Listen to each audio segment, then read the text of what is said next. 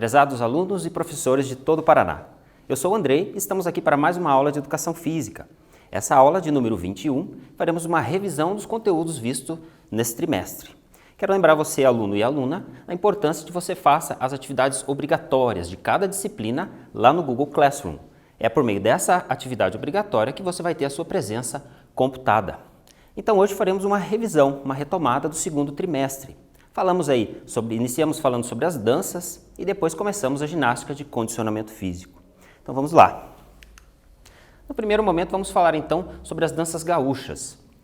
É importante frisar que existe um documento que foi proposto aí pelo CBTG em 2019. Ele vai nortear alguns conceitos em relação às danças gaúchas. Folclore, então folk, povo, e lore, conhecimento, sabedoria. Tradição, então transmissão de fatos culturais de um povo através das gerações. Tradicionalismo são os meios pelos quais a tradição passa de pai para filho. E é importante frisar que a dança é um meio pelo qual vai sendo passada essa tradição de pai para filho e de família para família. Temos ainda o termo gauches, vagabundos ou ladrões do campo. Então nós abordamos nessa aula e falamos que esse termo estava associado a esses vagabundos, a esses ladrões do campo. E então a partir da Revolução Farroupilha ou Guerra dos Farrapos, que aconteceu de 1835 a 1845, o gaúcho, por participar ativamente da Revolução e lutar pela sua terra, ele passa a ser visto no sentido mais positivo. Então ele deixa de ser o ladrão de gado. E aí ele começa a ser visto como aquele que conhece e respeita a sua cultura. E aí se aproxima do conceito de gaúcho que nós temos hoje. E aí nós falamos também de uma diferenciação entre danças tradicionais e danças de salão. E alguns exemplos aqui no slide. Enquanto danças tradicionais, nós temos o anu, chimarrita, pau de fitas, pezinho, a chula e etc. Observem aqui no slide, nós temos à direita uma imagem, um exemplo da chula. E aí temos ainda as danças de salão. Shot, rancheira, polonese, bugio, vaneira, milonga, valsa e o chamamé. E aí temos duas imagens, a imagem central e a imagem do lado esquerdo para exemplificar essas danças de salão. Um outro conteúdo que nós abordamos também foi o forró. Então, é mais um elemento da cultura corporal e ele é característico da região nordeste do Brasil. E aí nós temos a origem nos bailes populares. E temos aí um historiador, que é muito conhecido, Câmara Cascudo, que vai trazer e vai dizer que a origem do forró está relacionada ao termo forrobodó, que nada mais significa do que uma festa popular, uma festança. Temos ainda outras possibilidades de entendimento sobre a história do forró, sobre o seu surgimento. Outro deles é o termo forró. Então, de acordo com alguns historiadores, os ingleses que vieram para cá para construir ferrovias na região nordeste do Brasil, eles promoviam festas. Algumas dessas festas eram liberadas para a população. E aí, eles colocavam na entrada desses bailes o termo forró. E aí, disse que, a partir desse termo, os populares transformaram em forró. É uma outra possibilidade. Em 1950, temos um grande compositor e intérprete do forró, Luiz Gonzaga. Ele vai lançar essa música, Forró de Mané Vito. Então, dizem os historiadores que é o primeiro elemento, a primeira música que aparece o termo forró. E é importante frisar quando falamos de forró, que as migrações que aconteceram no Brasil, a partir de meados de 1940 até início dos anos 90, elas contribuíram para essa disseminação do forró pelo Brasil. E esse movimento, essa passagem do forró pelos estados, vai culminar com o desenvolvimento de tipos diferentes de forró. E aqui nós temos uma imagem exemplificando essas migrações que aconteceram no Brasil. Falando do forró, ainda nós temos o gênero musical. Então, considera-se como gênero musical o shot, o chachado e o baião. Falamos do forró tradicional ou forró pé de serra. Então, aqui já mais relacionado à dança, aos movimentos. A base instrumental é a sanfona, o triângulo e a zabumba. Isso especificamente do forró pé de serra.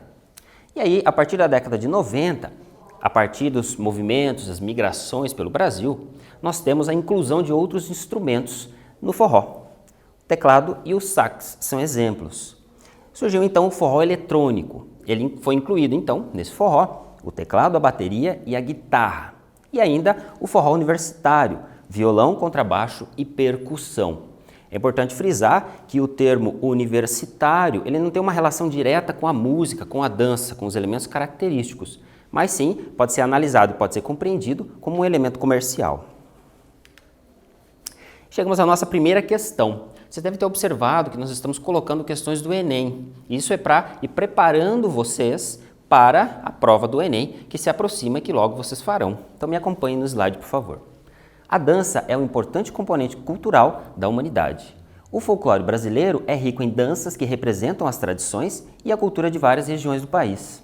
Estão ligadas aos aspectos religiosos, festas, lendas, fatos históricos, acontecimentos do cotidiano e brincadeiras, e caracterizam-se pelas músicas animadas, com letras simples e populares, figurinos e cenários representativos. E aí nós chegamos às alternativas. A dança, como manifestação e representação da cultura rítmica, envolve a expressão corporal própria de um povo.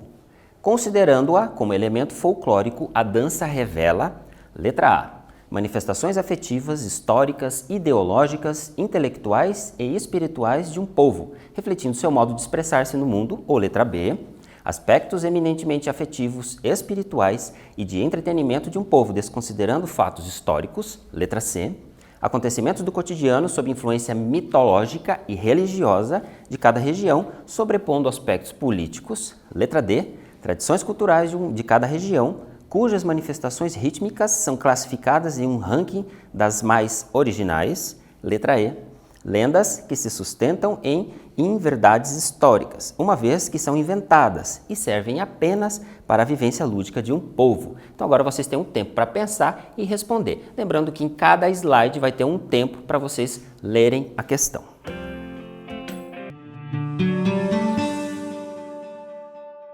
Vamos lá então conferir a sua resposta. A mais adequada é a letra A. Manifestações afetivas, históricas, ideológicas, intelectuais e espirituais de um povo, refletindo seu modo de expressar-se no mundo. Continuando, nós falamos então, nas aulas seguintes, sobre ginástica de condicionamento físico. E nós fizemos uma diferenciação entre ginásticas competitivas, ou seja, aquelas que existem regras mundialmente conhecidas, existem federações, confederações, ou seja, instituições específicas para organizar e dirigir aquela modalidade esportiva. Então, essas competitivas, nós temos vários exemplos, como ginástica rítmica, ginástica artística e assim por diante. Temos ainda as ginásticas de condicionamento físico não competitivas. Essas não competitivas é que nós focamos durante o trimestre. Uma delas é a musculação, por exemplo, que abordamos em algumas aulas. Então aqui no slide, observem esse GIF do lado direito, nós temos aí o exemplo de uma ginástica competitiva. E temos aqui embaixo uma imagem que enfatiza a ginástica não competitiva. E as atividades de academia em geral, elas vão entrar nessa classificação. Falamos ainda sobre comportamento sedentário. Trouxe então uma definição, de acordo com Kaczmarzyk, 2019, qualquer comportamento de vigília, ou seja, quando você está acordado, enquanto estiver sentado, reclinado ou deitado. E aí eu trouxe o resultado de uma pesquisa publicada ano passado, que vai trazer um alerta. Então observem, essa imagem do lado direito, esse gráfico. Então, quanto mais tempo a pessoa passa sentada, reclinada ou deitada, e menos tempo exposta à prática regular de atividades físicas, ela vai se encontrar nessa área vermelha do gráfico, ou seja, ela está exposta aos perigos, às doenças associadas ao sedentarismo.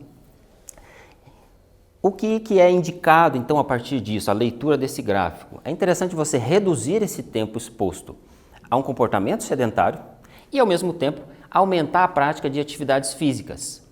E atividades físicas com intensidade de moderada a vigorosa. Então, as pesquisas na área de educação física vêm apontando que é interessante que tenha essa intensidade mínima, moderada a vigorosa, conforme está aqui. Então, de acordo com o CDC, que é o Centro de Prevenção e Controle de Doenças, É interessante que se faça no mínimo 150 minutos por semana de atividades físicas, 30 minutos por dia e 5 vezes por semana. E a intensidade, conforme eu falei. É importante também frisar que nós comentamos nas aulas anteriores que para você perceber essa intensidade, uma maneira é você tentar conversar ou tentar cantar. Então, se você tem dificuldade para cantar ou conversar, é muito provável que você esteja nessa intensidade durante a prática de atividade física. Falamos ainda sobre qualidade de vida. Então, fizemos algumas reflexões sobre esse conceito, sobre esse termo. Apontamos aí o momento da Revolução Industrial, em que tem a separação entre o tempo de trabalho e o tempo de não trabalho. A partir de então, o trabalho passa a ser o centro da vida das pessoas. E o modelo capitalista, ele vem avançando e, a partir aí do fim da Guerra Fria, nós temos o aumento então dos países que participam desse bloco, desse sistema capitalista. Tempo livre, então fizemos aquela pergunta, tempo livre de quê? Então é importante refletir sempre sobre esses termos para que você tenha um entendimento e não caia muitas vezes em discursos que associam e querem te convencer de algumas coisas, né? Falamos aí do lazer. Então o lazer vai surgir a partir dessa diferenciação entre tempo de trabalho e não trabalho. Então, enquanto você não está trabalhando ou estudando, você vai ter a possibilidade de desfrutar do lazer. E aí esse lazer, ele pode ser entendido como livre escolha prazerosa e no tempo disponível, centrado em interesses culturais, físicos, intelectuais, artísticos. E temos aí um outro elemento que é importante, que é o ócio. Ele vai além de um conceito mercadológico. Então, o lazer ele pode estar associado a algo mercadológico. Então, quando eu compro um pacote turístico, por exemplo, eu tenho todo o tempo definido e cronometrado naquela viagem. Talvez esse lazer possa ser entendido talvez como anti-lazer. Então, eu não tenho um desfrute daquele momento de livre escolha e no tempo disponível e no tempo, que a pessoa deseja, que ela se sente bem. O ócio ele vai um pouco além. É fruto das horas vagas, do descanso e da tranquilidade. Contemplação, âmbito do pensamento criador, transformação subjetiva e social. Então, essa é uma citação de Martins, de 2016. Então, observem que ele contempla tranquilidade, contemplação da natureza, por exemplo, pensamento criador, para você poder criar, você precisa ter um momento próprio de reflexão e transformação subjetiva e social. Falamos ainda sobre atividade física e exercício físico. E nós diferenciamos esses dois conceitos. A atividade física, basicamente, é o gasto energético de uma pessoa que seja acima dos níveis de repouso. Então, acima dos níveis de repouso e que sejam movimentos voluntários. Você faz de acordo com a sua vontade. E nós temos ainda o exercício físico, que é um conceito, é um subgrupo das atividades físicas. Porém, ele é organizado, repetitivo e planejado. Ele tem um propósito de manutenção ou otimização do condicionamento físico. Falando ainda, nós destacamos alguns benefícios associados à prática regular de atividade física. Então, ele pode melhorar a aptidão cardiorrespiratória e muscular, cognição, sono e a saúde dos ossos. E reduz o risco de hipertensão, diabetes tipo 2, dislipidemias, câncer, ansiedade, risco de depressão, ganho de massa corporal e o risco de quedas. Esse risco de quedas é um elemento importantíssimo quando nós estamos falando em idosos. Mais uma questão do Enem. Me acompanhe no slide. Saúde no modelo atual de qualidade de vida é o resultado das condições de alimentação, habitação, educação, renda, trabalho, transporte, lazer, serviços médicos e acesso à atividade física regular. Quanto ao acesso à atividade física, um dos elementos essenciais é a aptidão física, entendida como a capacidade de a pessoa utilizar seu corpo, incluindo músculos, esqueleto, coração, enfim, todas as partes, de forma eficiente em suas atividades cotidianas. Logo, quando se avalia a saúde de uma pessoa, a aptidão física deve ser levada em conta. A partir desse contexto, considera-se que uma pessoa tem boa aptidão física quando, letra A, apresenta uma postura regular, letra B, pode se exercitar por períodos curtos de tempo, letra C, pode desenvolver as atividades físicas do dia a dia, independentemente de sua idade, letra D, pode executar suas atividades do dia a dia com vigor, atenção e uma fadiga de moderada a intensa, letra E, pode exercer atividades físicas no fim do dia, nas suas reservas de energia, mas suas reservas de energia são insuficientes para atividades intelectuais. Leiam com atenção cada slide e respondam.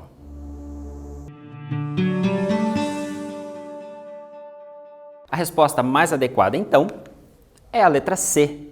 Pode desenvolver as atividades físicas do dia a dia, independentemente de sua idade. Falamos ainda sobre fontes energéticas e o exercício físico. Como acontece essa integração?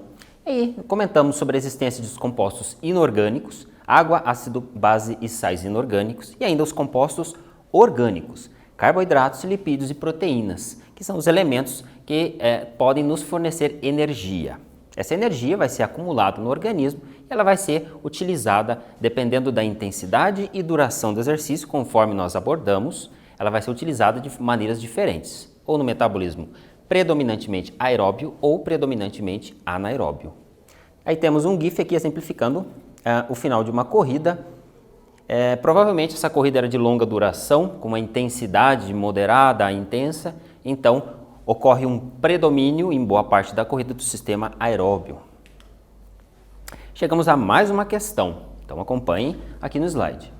Na década de 1940, na região centro-oeste do Brasil, produtores rurais cujos bois, porcos, aves e cabras estavam morrendo por uma peste desconhecida, fizeram uma promessa que constituiu em não comer carne e derivados até que a peste fosse debelada. Assim, durante 3 meses, arroz, feijão, verduras e legumes formaram o prato principal desses produtores. Para suprir o déficit nutricional a que os produtores rurais se submeteram durante o período da promessa, foi importante eles terem consumido alimentos ricos em, letra A, vitaminas A e E, B, frutose e sacarose, C, aminoácidos naturais, D, aminoácidos essenciais ou letra E, ácidos graxos saturados. Um tempo para pensar e responder. Então, como os produtores deixaram de comer carne animal, a resposta mais adequada é aminoácidos essenciais, a letra D. Alterações no organismo. Então, um outro assunto que abordamos durante esse trimestre.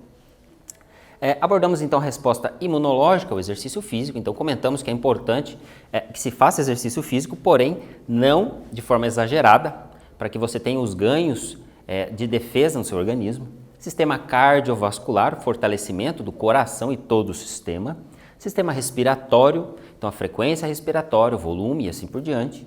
Adaptações musculares, comentamos sobre hipertrofia muscular, que é uma adaptação que ocorre, por exemplo, ao treinamento de força. Falamos sobre a temperatura corporal, então durante a prática de exercícios físicos, a temperatura corporal dos seres humanos ela aumenta. Esse aumento é em função do equilíbrio da temperatura no organismo. Então é importante, como comentamos, que você faça uma hidratação equilibrada. E respostas endócrinas. E aí comentamos um exemplo aqui, conforme essa imagem, da regulação, da liberação pelo pâncreas, da insulina e do glucagon, em função do aumento ou da redução da taxa de glicose no sangue. Então quando nós nos alimentamos, o pâncreas vai secretar a insulina, essa insulina vai ser responsável por transportar essa glicose até as células. E ela vai ser armazenada aí no fígado na forma do glicogênio.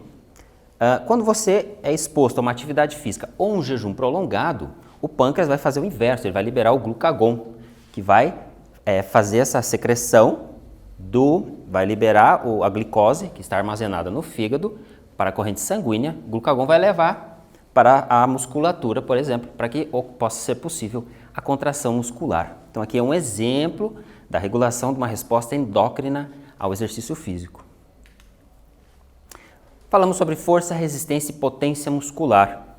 Nesse primeiro GIF nós vemos um exemplo de força muscular, musculação. Então nós temos aparelhos e as cargas, elas podem ser mensuradas, medidas, eu posso regular essas cargas. Então um treinamento de força.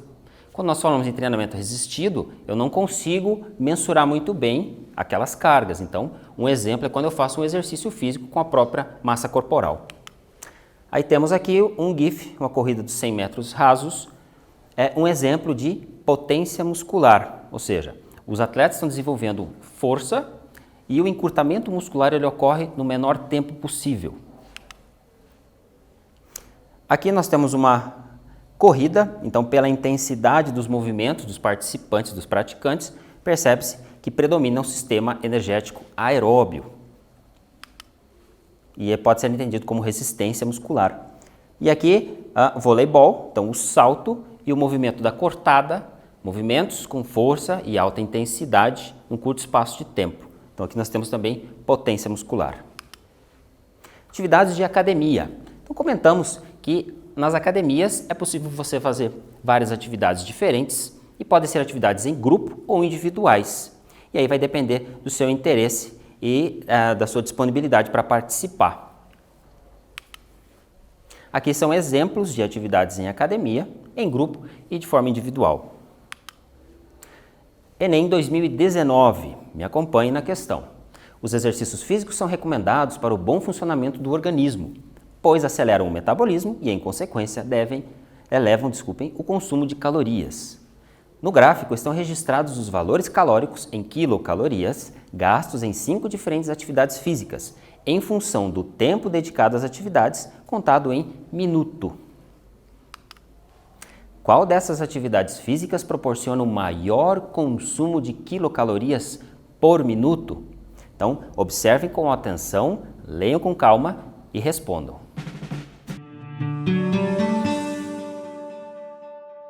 Então vamos lá conferir a sua resposta, entender como que eu resolvo essa questão. Então a resolução está aqui. Qual dessas atividades físicas proporciona o maior consumo de quilocalorias por minuto? Então vocês deveriam, para cada ponto, ou seja, para cada atividade física, dividir a quantidade, o valor aqui do eixo Y em quilocalorias, pelo valor, pelo tempo em minutos do eixo X. E aí você vai encontrar esses valores. A questão quer saber qual dessas atividades físicas proporciona o maior consumo em quilocalorias por minuto. Então a resposta mais adequada é a letra B, que o resultado é 6,66 aproximadamente quilocalorias por minuto. Falamos então também sobre musculação. A musculação é importante que você faça um aquecimento. Esse aquecimento pode ser feito de forma específica ou de forma mais geral. E aí nós abordamos também que o alongamento antes e durante a prática da musculação, de acordo com autores, não é recomendado. Porque de acordo com essas pesquisas, inclusive de Junior et al. 2017, você pode aumentar a chance de lesão, reduzir a possibilidade de ganhos musculares, no caso hipertrofia, e também diminuir o seu desempenho. E falamos ainda dos métodos de treino. Então, treino de resistência muscular, hipertrofia muscular, força muscular máxima ou pura e também de potência. Então, formas, maneiras para eu desenvolver esses elementos aqui. Manobra de Valsalva. Nós comentamos então que essa manobra ela é comum em atividades do dia a dia, mas no ambiente de treinamento com cargas, ela também é comum e deve ser evitada. Então, essa manobra ela acontece, mas deve ser evitada, de acordo com os autores, o Fleck e o Kramer, 2017.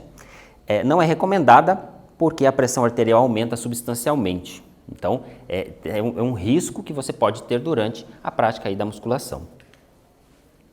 Falamos sobre precauções durante a prática de exercícios físicos e até trouxe um GIF aqui para mostrar que você deve considerar a intensidade dos movimentos, técnica de execução, reserva de energia, vestimenta adequada, fórmulas mágicas devem ser evitadas, manutenção dos equipamentos, uso dos equipamentos sempre com um profissional habilitado e com conhecimento científico na área, progressão das cargas, dos treinos, tudo isso deve ser levado em conta.